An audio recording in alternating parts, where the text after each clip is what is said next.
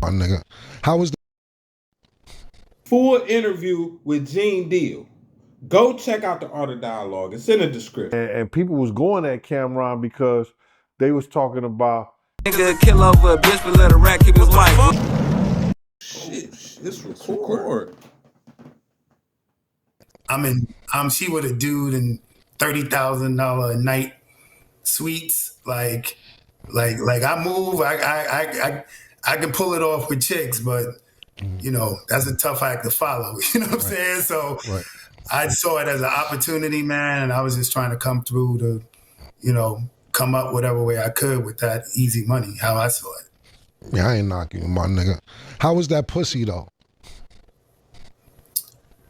I mean, bro, even if it was fire, Bro, was the if your family let's stop the political shit all the time, my nigga.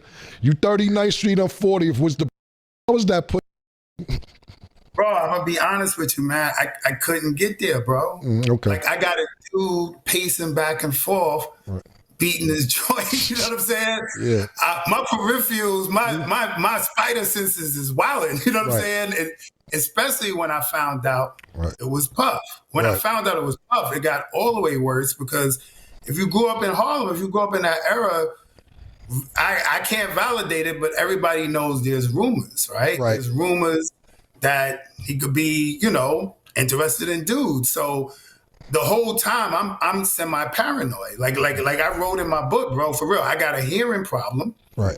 And sometimes when he would give her directions, I would hear like something completely different. Like he'll say, yo, I like the position you in, and I'm like, yo, did he just say I wish I could penetrate him? Like, hearing, you know what I'm saying?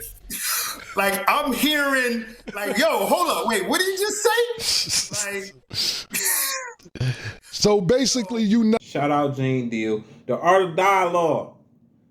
Link in the description for this full interview with Gene Deal. Go check out the Art of Dialogue. It's in the description. had a problem with what people were saying when it came down to Cameron, because when I think Cameron was probably one of the first people to interview him. And people was going at Cameron because they was talking about he was shaming Cassie because she was the victim in the whole 9 yards. And Cameron had asked him how the panani was, the goods, you know, how Cassie was, you know, and people are now trying to like say negative shit around Cameron when they don't understand that Cameron, when did he first become a fucking I never heard Cameron say he was, what do you call that, a role model. You understand? Cameron never came out and said he was a role model, brother. You understand? Now, he's a good role player, whereas that a kid could say he can't go wrong if he do the shit that Cameron done. You know, Cameron played ball, became a rapper, became a millionaire. You understand? By using his talents. Now, if a kid role played like Cameron, it wouldn't be that bad.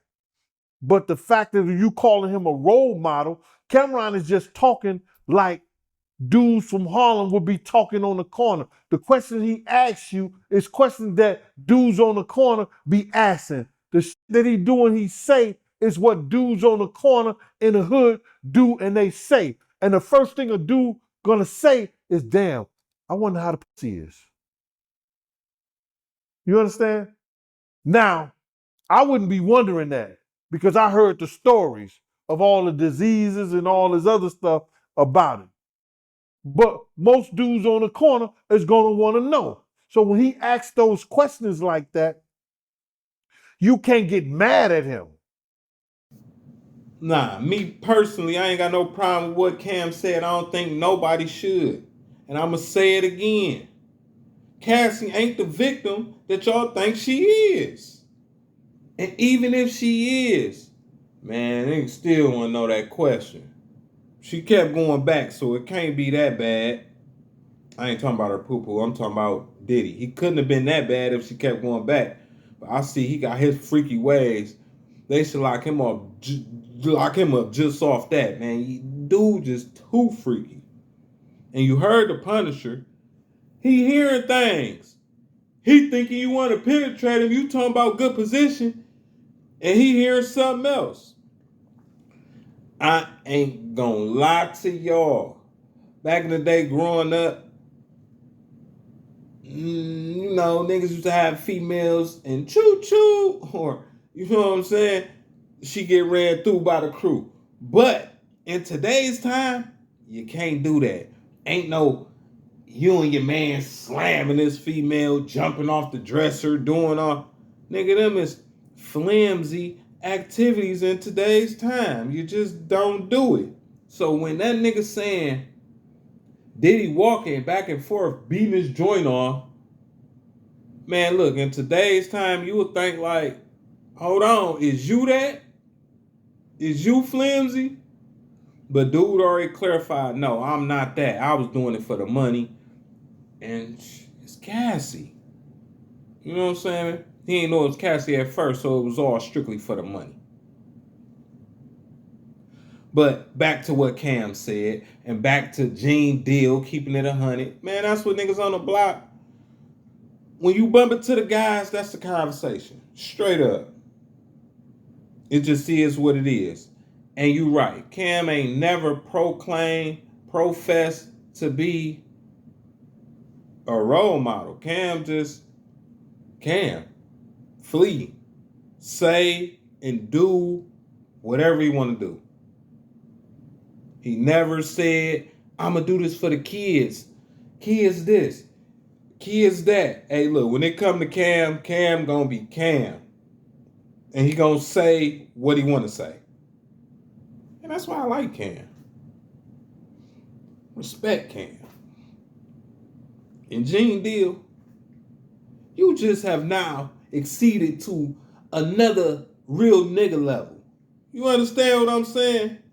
Yeah. Because I see that he look at Cassie as a victim. So you would have thought that he would be like, no, Cam, don't be saying that. No, Gene Deal look at her as a victim, but he for sure know. Man, look, we damn near all want to know. Ain't no problem with that.